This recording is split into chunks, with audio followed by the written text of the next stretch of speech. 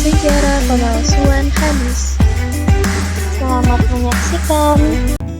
Assalamualaikum Ayu. Aku ada pertanyaan nih.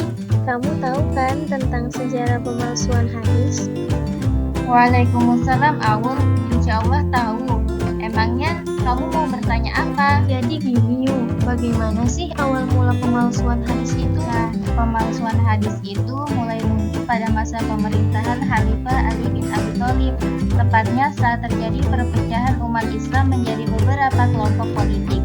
Peristiwa ini bermula dari fitnah yang menimpa Khalifah Utsman bin Affan yang berujung pada pembunuhannya, sehingga muncul kelompok-kelompok seperti Syiah, Khawarij, dan pendukung Muawiyah yang mulai memunculkan riwayat-riwayat yang menguntungkan posisi mereka dalam perseteruan politik saat itu.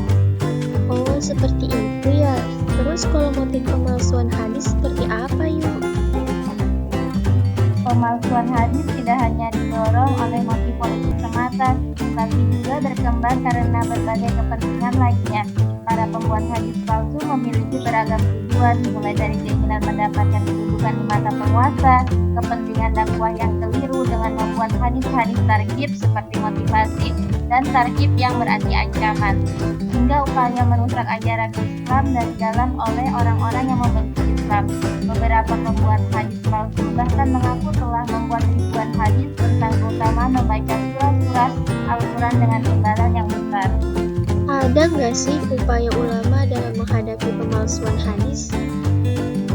Ada dong Awul, para ulama tidak tinggal diam. Mereka mengembangkan metodologi yang sangat ketat dalam menyeleksi hadis, yang kemudian dikenal dengan ilmu hadis.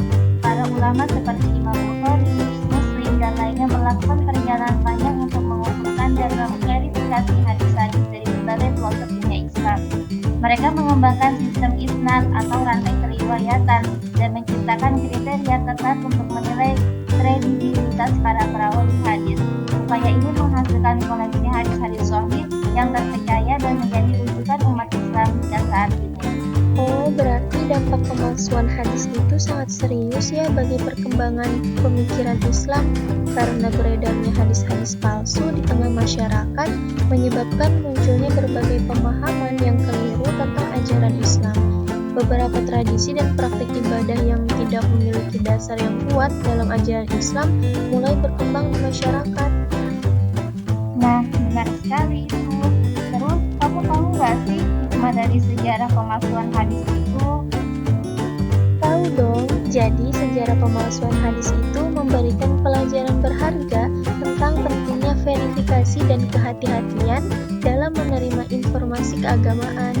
Upaya gigih para ulama dalam membendung pemalsuan hadis juga menunjukkan betapa pentingnya menjaga kemurnian ajaran Islam. Pengalaman sejarah ini juga mengajarkan kepada kita untuk selalu kritis dan merujuk kepada sumber-sumber yang terpercaya dalam memahami ajaran agama. Metodologi yang dikembangkan para ulama hadis dalam menyeleksi hadis menjadi contoh sistem verifikasi informasi yang sangat canggih dan relevan hingga saat ini. Wah, ternyata kamu sudah paham ya. Kalau gitu, mari kita belajar sama-sama lagi. Wah.